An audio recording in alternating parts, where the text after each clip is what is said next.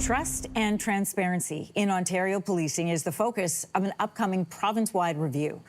Following a major corruption scandal, which led to the arrest and suspension of 7 Toronto police officers, Ontario's Inspector General of Policing will now have an external investigator review all 45 police services. So, how can police restore public trust? For a closer look this morning, I'm joined by CTV News public safety analyst and former OPP Commissioner, Chris Lewis. Thanks for joining us this morning, Chris. Good morning, Anne-Marie. So the external investigator has not yet been appointed, but what will they be looking for? Well, they have 5 different things they're looking into, and it's really processes, policies, systems within police services. They're not investigating any of the allegations against any police officers for wrongdoing. It's just looking at, do police forces have the policies and systems in place to identify these issues when they arise, to prevent them, and to properly investigate them.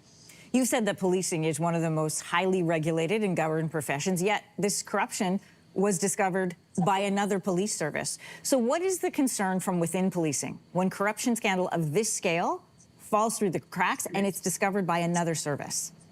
Well, you know, in Ontario, there's 30,000 police officers or thereabouts alone. Across Canada, 70,000. So with all the proper systems in place and all the best efforts of leadership and the members' rate to the constables and civilians, unfortunately, sometimes bad things are going to happen. Officers are going to do things they shouldn't do.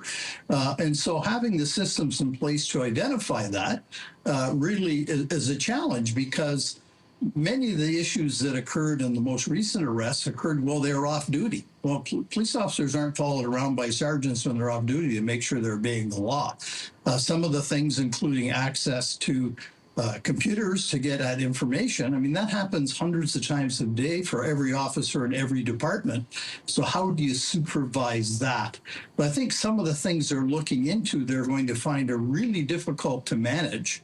But looking at, are we hiring the best people? Are we supervising the best we can? Do we have the policies in place against some of these things? And because we don't know all of the issues yet, it's hard to predict that. But it's going to be interesting. I'm a little disappointed it's happening to all police services in Ontario, because I think it sends a message that there's suspicion that all police services have corruption. And that's has a huge impact on public trust, in my view. Last year, the Toronto Police Services Board released a report, Chris, which found that trust between the public and police, and trust between police and senior command, was significantly strained. So then what needs to happen to restore trust amongst police service members and the public? Because at the press conference where this was announced, they said then and there, this erodes public trust. They said it themselves. Well, yeah, and absolutely get that. And anything an officer does that comes under scrutiny hurts public trust. And quite often, it's something that really was absolutely appropriate. Arrest was made, some force was used, and it all fit within training and policy. It's just to the untrained eye, that maybe was too much. Or social media fuels allegations that are totally false or totally exaggerated. So some of that's difficult to fight. But the police have to, interact with the public at a time, build public trust, and really not do anything that's going to inflame it, knowing that things they do quite legally and properly will inflame.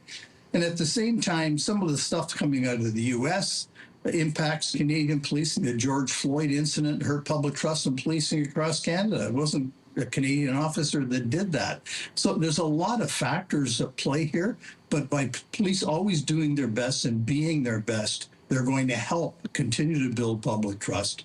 And at the same time, the public have to realize there's thousands of cops out there every hour of the day doing the right thing. But we haven't always necessarily covered that really well within policing and within the media, because the media aren't told of the wonderful things.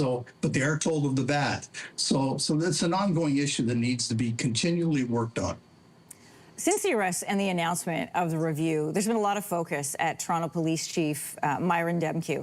So within the organization, aside from the officers who've been charged and put on leave, where was the oversight? And at the end of this, who should face consequences?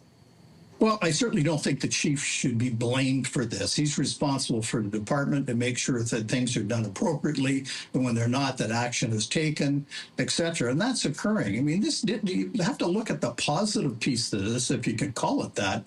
This was identified by another police department, sure, but that's where these officers were operating, in another police department's area when these crime occurred in relation to shooting at the house of the jail official. So it was identified. It did get brought up with the chief of police. They agreed on a plan of action that York Regional would lead the investigation. So what have they done wrong there? If an officer has access to a computer 24/7, you can't watch every keystroke to make sure him or her are actually running the right people on that system. It's a system that's very simple to use.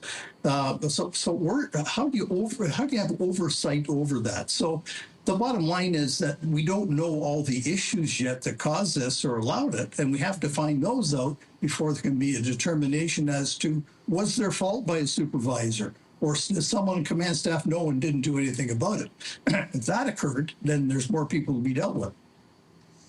CTV News public safety analyst and former OPP Commissioner Chris Lewis, thanks for your perspective this morning. Thank you, Anne-Marie. If you like that video, make sure to subscribe to the Your Morning YouTube feed, where you can find all kinds of new content posted every weekday morning.